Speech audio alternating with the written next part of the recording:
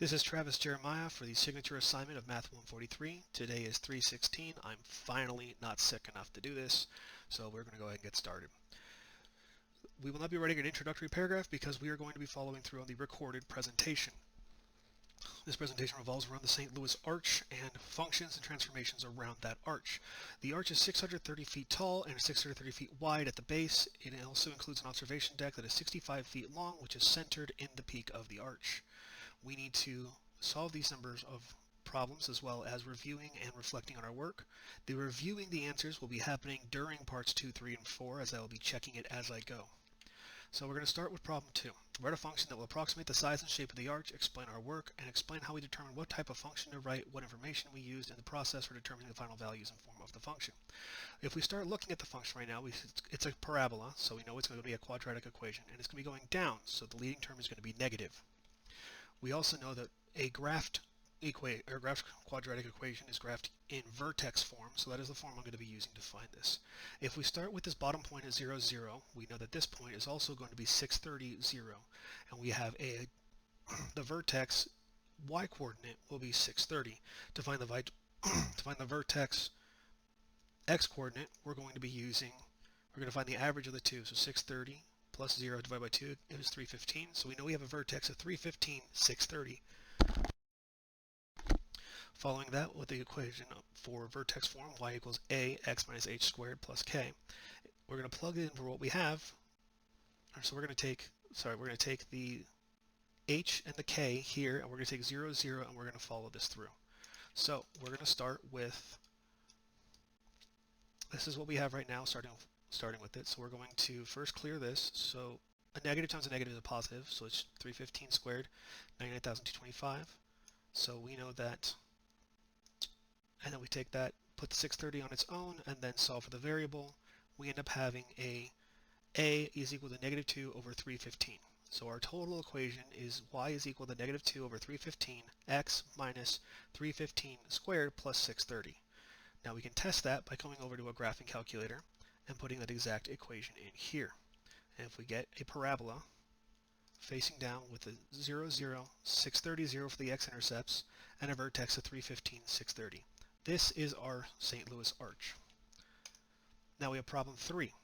To further explore the function and its modeling of the arch, use the function to determine how high, or the y-coordinate, a visitor would be if they were at the furthest point from the peak of the arch within the observation deck.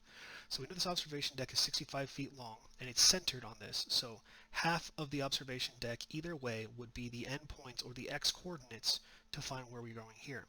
So we have 65 divided by 2 is 32.5, so now we have 315 minus or plus 32.5, which gives us 222.5 and 347.5. So before we check our work, we're going to actually do the work. So now we have the equation. If we plugged it in, we're going to use the smaller one here for 282.5. And so inside this parentheses, we get 32.5, square that, multiply it by a, which gives us negative 6.7, and then we add 630, which would give us a final y-coordinate of 623.2933651. So if we come over here and check that, we have 623.29365. And the other side would be 34.7, so we do know we have the right equation here. Problem 4. Use the function to determine the location or the horizontal coordinates, the x-coordinate, the visitor would be if they were 600 feet above ground.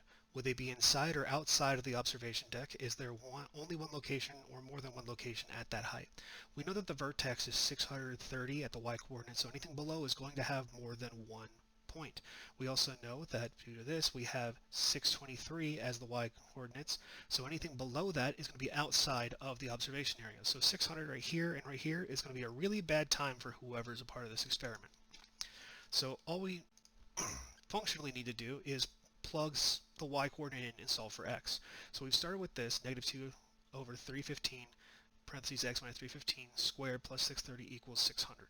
And as we follow that through, we FOIL this out, multiply by the negative 2 over 315, those cancel out, and then we clear the fraction by multiplying everything over by 315. We set it to 0, and then we solve it. We solve it as a quadratic equation. Now we've done that over here. And I've done that. I did that at the bottom of here as well. So this is the math behind that, and we come up with the points 246.26 and 383.73.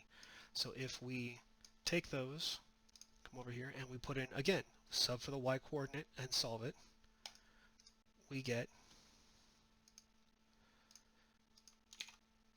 246.261 and 383.738. When you say 64, 635, we may round it up there. So there is our problem 4. I feel like my answers are reasonable. We checked our work every way using graphing and scientific calculators, and I feel like I've answered all the questions completely. This assignment did not challenge me, but I did enjoy it. This was working backwards. We were given a graph, or the idea of a graph, and then we had to reconstruct it completely, as well as solving for a couple situations. I really liked this project. I enjoyed it. We dealt with a lot of everything that was in here. We dealt with in college algebra. We had to graph the equation. We had to do multiple transformations of changing. Or no, we didn't do transformations, but we plugged in different coordinates for the x. The transformations are the 630, the 315, and the -2/315.